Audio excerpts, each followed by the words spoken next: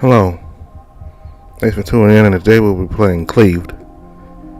This is the second video I've done for Cleaved. So the reason why I'm doing a second video for this first build of Cleaved because there's a choice early in the game where you decide whether you follow the unknown stranger or you turn yourself in. You watched the last video. You know we picked to follow the unknown stranger, and we went with Fraser, who saved us from the guards. So in this video we're gonna pick this choice to turn yourself in. If you turn yourself in, you meet somebody completely new.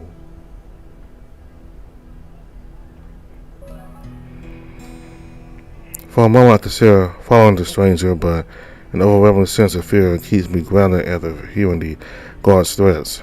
I decided that my best course of action is stay and raise my arms up and submission. The fox gives me a disappointing glance, but quickly turns tail and dances off in the direction of an open alleyway. It's a marvel watching him take the form of an orange bolt and dash away effortlessly. As the smoke clears, I hear a strong stream of footsteps come up behind me as I'm tackled to the floor. God! I let a pain grunt as Wolf dominates me. He resists my hands behind me and ties me in rope. Hey, I surrendered. Oh, shut up, one. You really think we're gonna be easy on you after that whole display? You're one of those bastard Bjorns, aren't you? Bjorfers. What is that? God's untrained stupid. He puts me in the direction of the open square. The other guard sort of approaches. They persist behind me, raising his spear. I don't know what any of you are talking about. I don't know what you people are. I don't know where I'm both or whatever the hell that is. I don't even know where I am. Despite my persistence, I'm ignored. The spear lunges at me threateningly, so I may aware to move forward. Sorry, prisoner. You've been warned the consequences if you continue your current actions. We are not opposed to carrying through with them. On suspicion of being a threat to the kingdom as either a spy or a thief, you are under arrest. My mind is racing, and I'm worried about what's going to happen to me. The sound from these two begins to draw a crowd and look around as many people begin to stare. Some are cheering, others look in disgust. Most of them aren't me, but I see a few hateful eyes in the crowd staring daggers at the guards. I watch as these people then begin to scream and come to my defense. Hey, leave him alone. There's no way he's any of those. If he's trained like you suspect, why would he parent surrender? You can't keep treating people like this. Oh, shut up, the lot of you. The guards here are trying to keep us all safe. That's why you don't know what that freak is up to. I look on in the seconds I watch a fight break out. Citizens shoving and pushing, waiting for the first punch to be thrown. Before I can come to a head, another heavy stream footsteps cut across the square and break up the interaction. Alright, that's enough. Everyone here is dispersed. I'll personally be fighting all of you for restoring the peace. A very large and importantly wolf makes his way across the open square, walking slowly over to me. So now, good. It screeches out two names, and I hear the guards lift behind me, staring into attention. That's Skjoll. It's good to see you, sir. How are you this fun? Silence, the front. I watch the taller of the two guards hush himself as he goes back to a stance of respect. Begging me for months to finally let you have some time in the inner city. We'll be good, sir. We'll do our rounds and report anything suspicious, sir. If we find any of those Bjorfer, we'll be sure to take them down. There's a long pause. I'll let you. I thought you two were bright enough and ready to take charge of a situation like this to both impress and fulfill your responsibilities. What do you do instead? The wolf's heads drop down insane. You lost yourselves to your emotions when confronted with a potential invader, and that panic spread throughout the district. You allow yourselves to be outsmarted by the very thief you assured me you'd find at West. He looks at me, and you embarrass yourselves by taking out your frustration on an enemy who's always surrendered. Then he calls out Wyatt. Your actions affect all of us when you're on patrol, so act the way you've been trained. Yet utter a soft apology and hang their heads low. Report to Boss and let them know I want Dog and Feldman patrolling this sector for the rest of the city. As for you two, we'll discuss your redeployment after I drop this creature off. He grabs me by my shoulder and pulls me over to him, and both return impressed by his strength. Dismiss. I watch the bull slowly walk away, and I'm left with this portly stranger. I don't trust you. With a man like that, and allow us to carry out our arrest despite those boys' attitudes is a very good start. Well, you speak, don't you? I stand away from my thoughts, realizing I should respond. No, my apologies, yes, I can speak. Let's see, how do you speak our tongue? Erlander? I don't actually know. There are some words you say that I don't understand, like the one you just said and the one of the other word before said. I was under the impression you were speaking English. English. I'm not sure what moon speak you utter, Scully, but that's a funny word. I hear him with an awkward chuckle before asking, then what language do you speak? We speak the words of the realm. My ancestors have been speaking this way for decades, but our language has evolved to travel my people. Perhaps we sail in the lands of your home, and that's why you have the ability, or you're a wise spy who is young for this profession.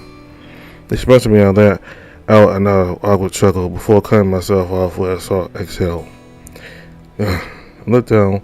I want to see the damage state of my legs and knees from the distraction, from the altercation. The sudden pain in my body is a clear indicator that through my chat with the large wolf, my adrenaline must be fading away. That doesn't look too good. He grabbed me again and puts himself behind me, holding my bound wrist. Walked away, I tell you, it will be at Lakener before you know it. What's that? Someone's not smart enough to treat the injured and heal ailments. Oh. Do you not have those where you come from, Erlander? Yes. We have just another name for them, and what might that be? Doctors? Ha! A nice fire word. We began to walk through the city streets. It's quiet. I look around my surroundings. I was under the impression that this would usually be a bustling market square. However, the various stalls and such were practically abandoned despite their full inventory of stock. Look up at the larger buildings that cover the storefronts. They seem closed up, but every so often I see an occasional window cracked over ajar look out onto the street. I'm assuming it was to get a glimpse of the stranger walking near the streets or to give the townsfolk who tried to defend me the opportunity to spy on the wolf next to me. Trying to pay them no mind. Can't exactly blame them for their curiosity. Likewise, I haven't exactly seen anything like you guys before either. It's nerve-wracking to see an area that should be dominated where people socializing be so empty, and hear the wind pass through the alleyways with no noise that buffers echoes. Oh, don't tell me you're from that Catland shithole. Catland? The Western continent? He gives me a look, both annoyed and surprised by my lack of knowledge. No, not from there. Don't even know where that is. Can't personally recommend it, if that's true. I'm glad to know you haven't got any ties with him. It looks like he's taking a mental note as he strolls forward. Skjoll, Joe, right? That's how I say it. That's certainly not a bad first attempt. You'll need some work, but overall pretty good. Oh, alright. What was the other word that Wolf used to address you? Skjoll? He lets out a chuckle. Now that was a crap attempt. No, that word is a title. Skjoll is a word we use for generals and leaders who have certain responsibilities. Oh, that's interesting. I guess your responsibilities are managing guards and overall safety of the city. Guessing that fight with those who made a pre-office, huh? He lets out a sigh through his smirk. They're not bad boys, you know. I've been inclined to disagree with how my interaction went. I looked down at my swollen knees, swelled from when I was tackled. They're young, and don't get me wrong, I'm not that old myself, and men that position don't have that excuse. But they're being forced to grow up way too fast in these times. He hangs his head low, turned away from me as he continues walking. My ass why? He looks back at me, tilting his head as if contemplating what he should say. Alzheimer has had quite the rocky start since my ancestors settled here. Alzheimer? Close, but wait, have you ever heard of this kingdom? I'd be lying if I said I did. Originally, my people were from the north. Harsh icy conditions that made day-to-day life a struggle. Don't get me wrong, we weren't any less advanced than the other kingdoms in our status, but it's decided by our then king that we needed to flee south and join the green pastures. That's when we found this woodland village. I'm sure you saw the remnants outside the town, the old town before you passed through the gate we settled into this town and slowly began to use our resources to build and improve the land. Now that he mentioned it, I do remember briefly seeing several woodland shacks and buildings decorating the main gate. They did look rather neglected compared to the houses inside the city walls. However, when a nation moves, it invites challenge. We had no notable pushback from both the civilians of rival kingdoms that had kept their eyes on this land since before I was born. As a result, all our soldiers and politicians are on standby to deal with any rising conflicts. It's got a lot of people on edge, especially younger wolves, among our ranks. As he finishes, we round a corner and watch shadows engulf the street from the setting sun. Must have lost track of time reminiscing about history. He lets out a chuckle, slapping his head as he goes down an alleyway. I follow him.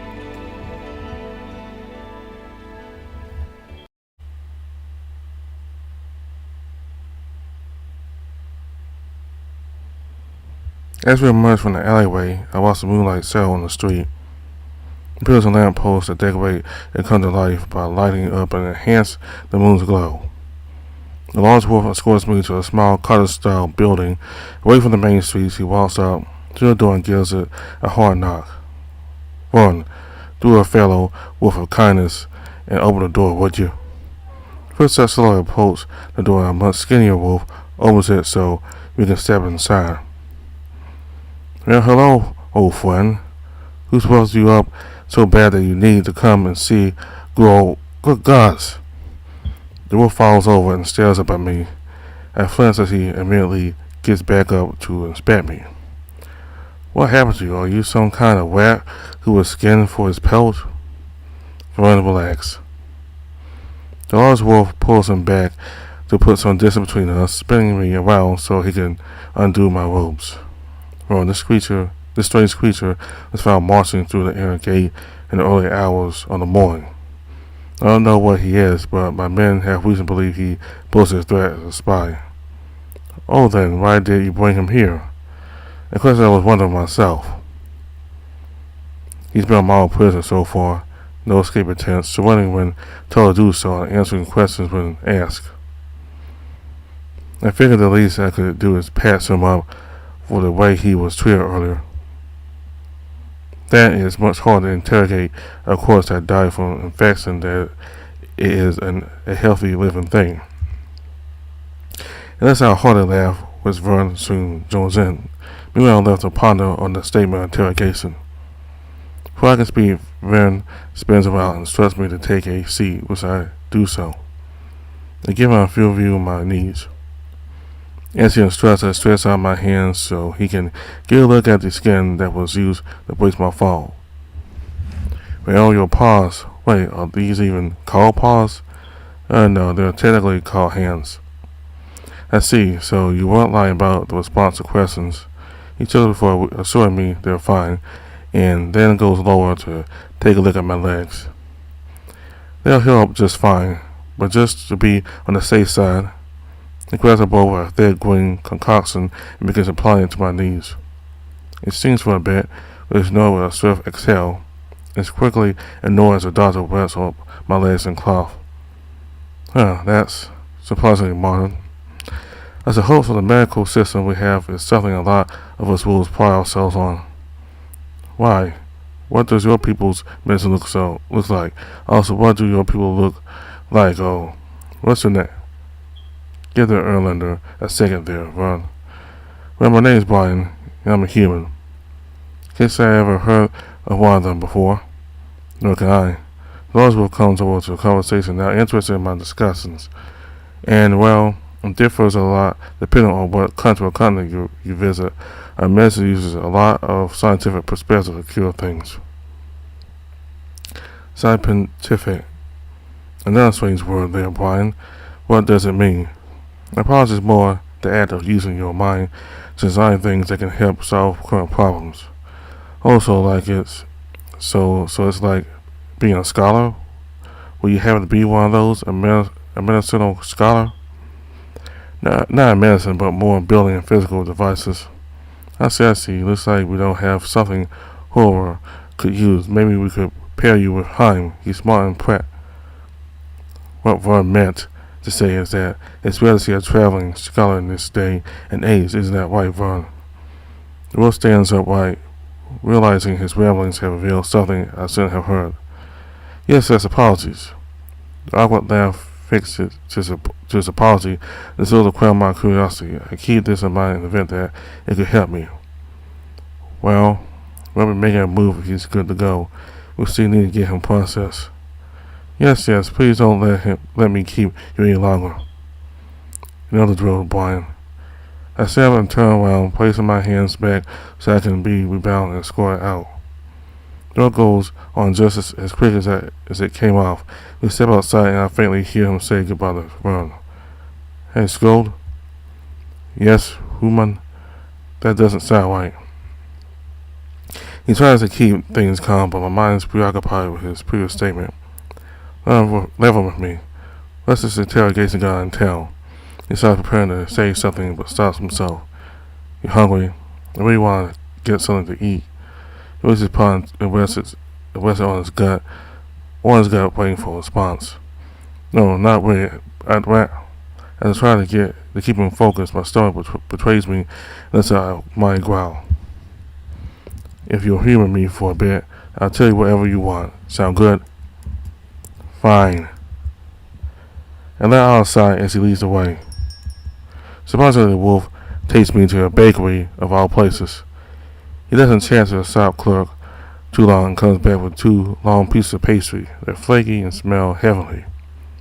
He lifts it to my lips, and I take a small bite to be polite. An explosion of flavor hits my mouth, and I greedily bite down again to get another mouthful. Oh, this is so good. Skjoll smirks but doesn't say anything. He just holds the pastry closer so I can finish mine off. Or with a recipe. Flaky pastry with hazelnut, vanilla cream, and a dash of cinnamon. He takes a bite of his pastry and continues. See, it's the little things I love about this city. The businesses, the people, our culture, all of it. It honestly means more than life itself to me. He starts to chew the mouthful of pastry he bit off. Because the history of my people has been a constant struggle to find a place and finally be able to put a stake down to prove our existence. I'm taken aback by his sudden openness, but I listen intently. We haven't lived in Alexander for long, not compared to the other great cities. But we've come a long way and took us to spare our deals and improving this land so that we can keep up with the more advanced societies. There's another long pause before he continues. However, as you may or may not know, the pieces of realm is coming into question. What King calls a sense and hesitancy and is spreading about his ability to rule. Travelers not from this region. He looks at me heavily as he says this. They face heavy scrutiny as spies for other nations that may see Alzheimer as weak and vulnerable to take over, regardless of how sad it is to see. See, I started off as a reckless, headstrong wolf, just like the 2 that tried to arrest you this morning, but I grew tired of the monotony of treating people so harshly. Don't get me wrong, I still follow the procedure as outlined by the people I serve under, but I'd like to think I have the ability to show basic kindness to anyone in these trying times. I meant when I said you've been a model prisoner so far. Your cooperation and honesty, all of these are signs to me that your story so far has been genuine and you're just a man down on his luck. But I would not run the risk of my good assumptions of Erlander putting the people of the city at risk. That sounds like a lot. I'm sorry if it feels like there's a lot on your shoulders and that I don't know the full gravity of the situation. It certainly sounds stressful if nothing else. For what it's worth, I don't want to be any more of a burden on this place than I already have. Just do what you need to do to clear me, and I'll be on my way. And where will you go? Back home or I don't know. I don't know where I am. All I remember is that yesterday I was at my university and then I woke up in the woods. I'd like to say that I partied too hard and got lost walking home, but I'm not like that. I can't even think about what happened without getting a headache, and that kind of scares me because it feels like for the first time in my life I don't know what to do. You passed the test. I'm sorry? You passed the test. My interrogation. I didn't need to. Not directly, at least. I'm on Lord's work, Brian. I want internal affairs designated the squad, search and scout residents. It creates this image of me being an easy target for a fight or for getting information out of. However, it's what you don't see which makes it surprising. I watch his ear flicker. Every spy I've met has a tail. Sometimes their heartbeat picks up slightly when they get a piece of valuable information. Your heartbeat has to spike 160 or less earlier today, and I personally blame the adrenaline for that. That and from personal experience, spies and assassins always have their story rehearsed. They say it to it bluntly, occasionally adding details they keep their emotions in check.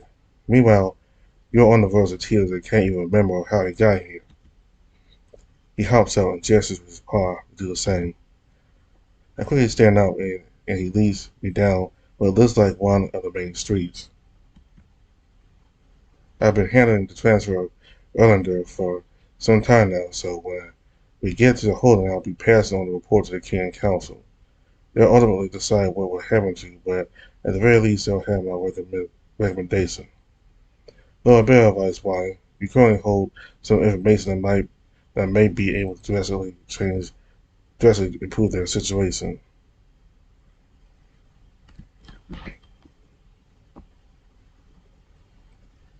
For a bit of advice, Brian, you currently hold some information that may be able to drastically improve their decision.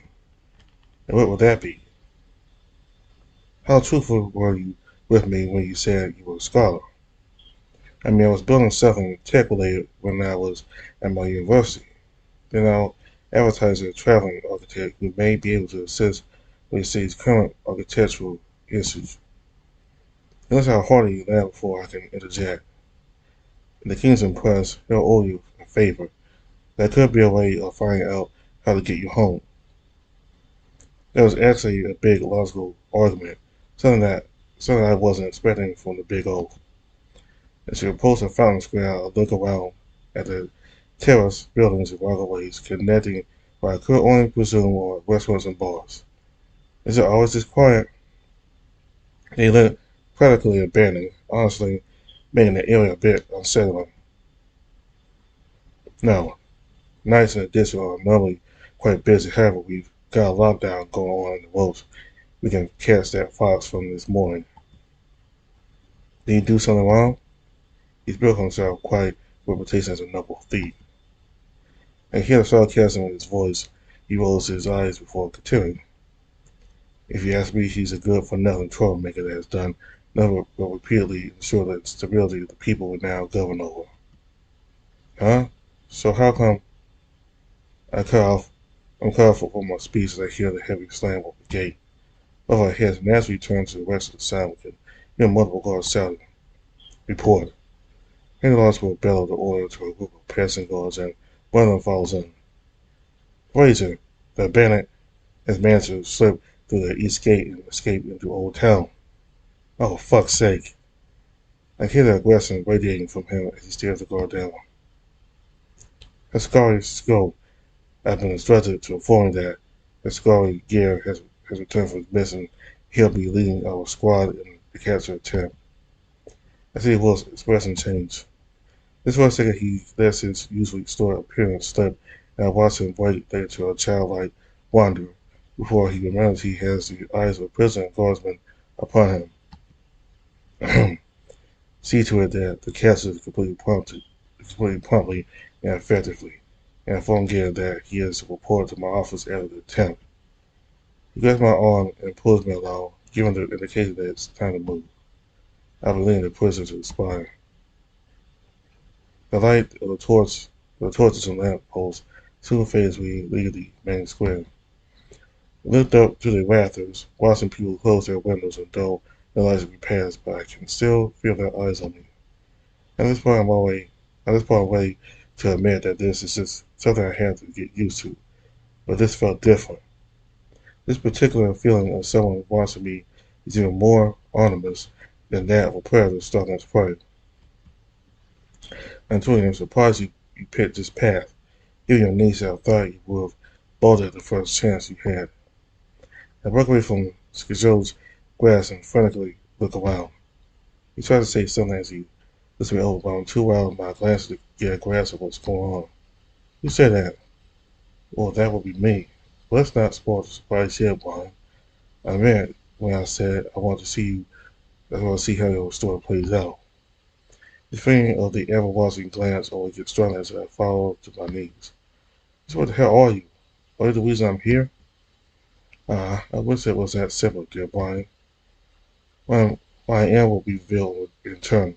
As for your arrival here, I can only tell you that it was your own fault. But you'll come to understand that more soon. Stop staring at me.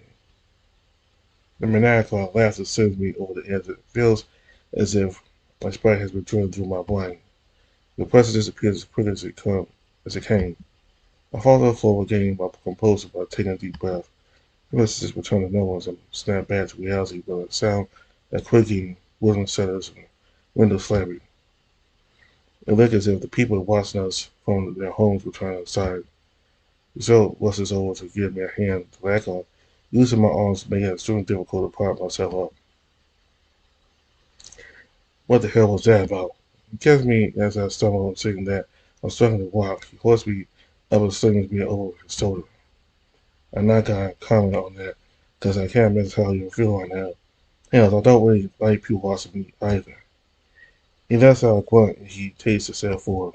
I'm sorry, I don't know what can. It's okay, just catch it well. Try and keep it under control so you can balance yourself and make what you truly feel is the next correct move. Thank you. I shut my eyes and take his advice, my breath slowly beginning to calm my quickened heartbeat. I open them and when I hear the sound of his footsteps change.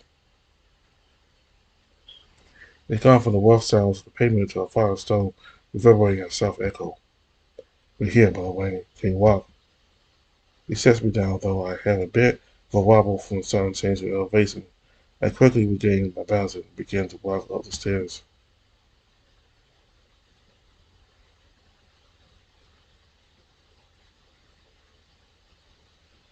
I get to the sound, he unlocks it.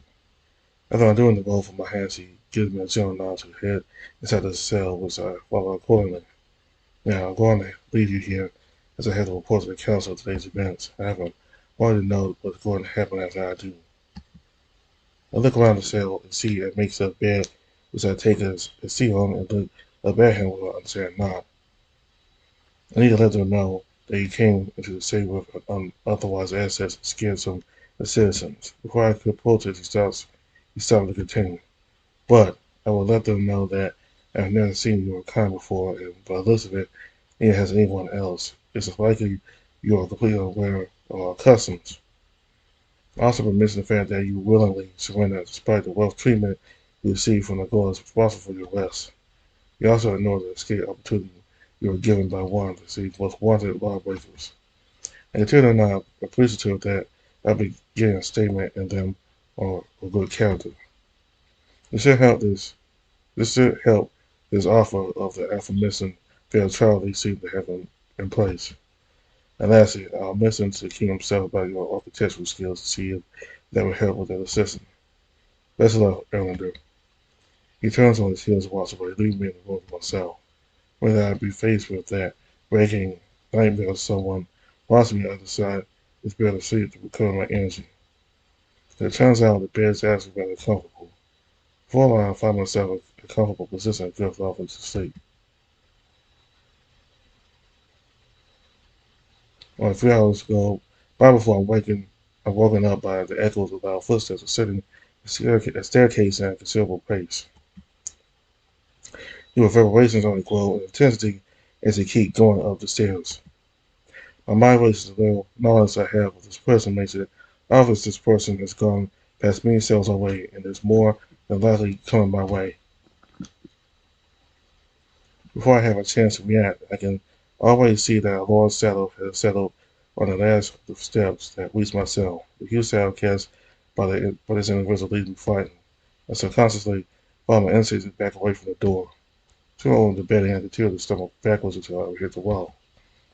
Oh, come now. I'm not that scared, am I? The figure backs away for a brief moment, grabbing a torch that was lighting the stairs and brings it over to my cell.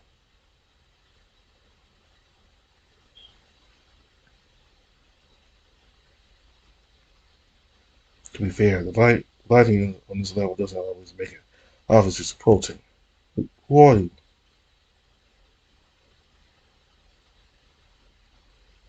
My name is Calder. You must be the interesting fellow my car's captured.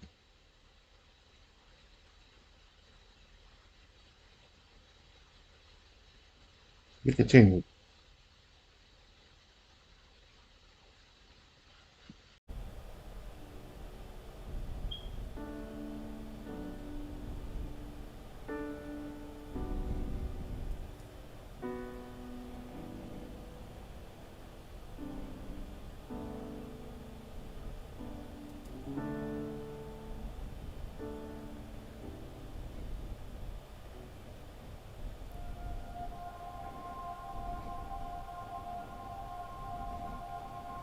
So we met Skjoll. I think that's how you pronounce his name. And I searched the name up. It seems like it is a Danish name, or Norwegian name, one of them. But it's like a Danish or a more Norwegian name. So there's sort of two different takes on this kingdom. If you decide to go with a bandit and who turns out to be Fraser, he tells you that the wolves invaded their land and conquered it, and all the other people, including himself, were subjugated and treated badly by the wolves because they see them as an inferior race. Well, not inferior, but they see them as being inferior. While the wolves live a life of privilege and luxury, in that he is one of the people trying to fight against it, against this corrupt and oppressive system the wolves have created since they invaded and came here. Now, if you agree to stay and get arrested, you end up going with Skjoll instead. And he says that he seems to have a lot of pride in his people. He has a lot of pride in himself as a wolf and the history of his people. And then he said that they originally came from a cold place and that they needed to sell. They needed to head south and settle in a place more suitable for life. A place that's more suitable for farming, a place that's more warmer. So they decided to move their society from the cold polar regions to hear. And he doesn't really talk about the non-wolves here. So, as you know, if you watch the other option, Fraser is a fox, so I think there are other types of canines here or something like that. Because so far all we've seen are canines. Or cats, like Skjoll mentioned. He called it a Catland shithole, which is kind of west of here. So there are other species between canines in this world. And this particular place here is many canines who live here. So Skjoll certainly has a lot of pride in himself as a wolf and his people and the history. We don't hear anything from here about the people who are already here when his people came here and how they treated him. So certainly got two very different takes on the society from the both of them.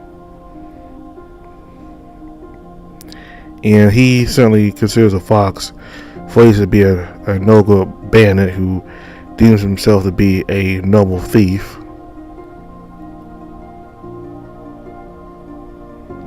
So one of these would be separate routes. It kind of seems like it is, but we'll have to see.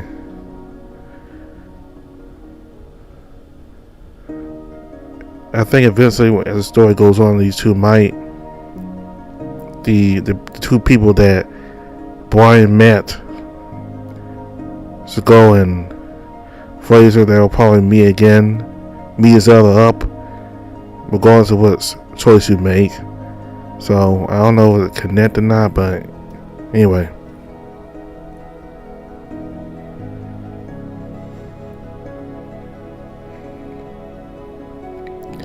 The last person to end, I think Skjoll said that the king's name is Calder.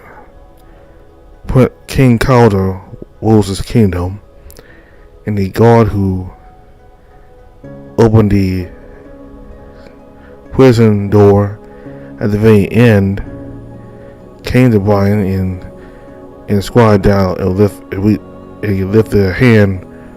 He gave his hand towards Brian like he's wanted Brian to grab it so he can get up. He seemed very friendly in that he said that those were his guards, so his fellow guards. So is he the king, or he's just another guard who just happened to have the same name as the king? He could be the king himself, but again, he could be a guard, a high-ranking guard, and who just happens to have the same name as the king. But